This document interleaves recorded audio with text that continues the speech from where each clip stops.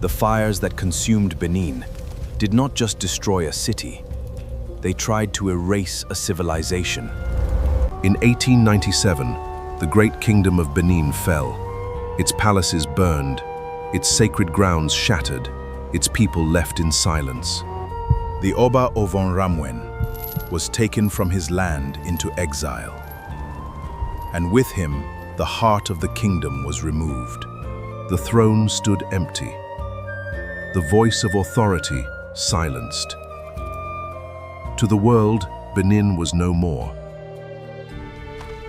But the people did not vanish. They carried their stories, their traditions, their identity. Families were separated, but they endured. Elders carried the memory, learned and carried it forward. Though their city was gone, was not. Thousands of sacred artifacts taken across the seas.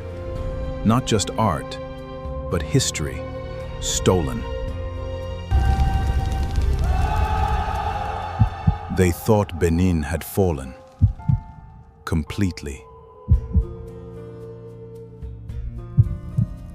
But beneath the surface, something powerful was happening. But in quiet corners, traditions continued. Rituals were preserved. And that was how the Oba outsmarted them. The spirit of Benin adapted. It did not die.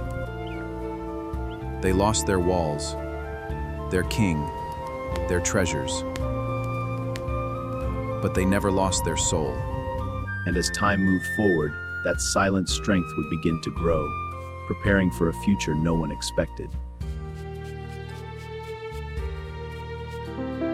Because the fall of Benin was not the end of its story.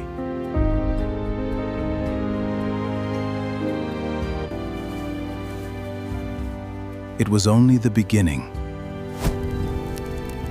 of what came next. And the story is far from over. Because what followed was not silence. To those who watched from a distance, it was over. The kingdom of Benin had fallen, its power broken, its throne left empty. History would record it as an ending. But beneath that silence, something remained. Not in palaces, not in walls, but in people. They carried what could not be burned: names, stories, identity. What was taken from the land lived on within them. There were no armies to rebuild the kingdom, no battle to reclaim what was lost. But resistance did not disappear. It changed in quiet moments. Away from watchful eyes, traditions continued, spoken softly, remembered deliberately. The children listened, and in time, they became the keepers. What was nearly lost was never forgotten. Years passed, then decades, and slowly, without noise, Benin endured.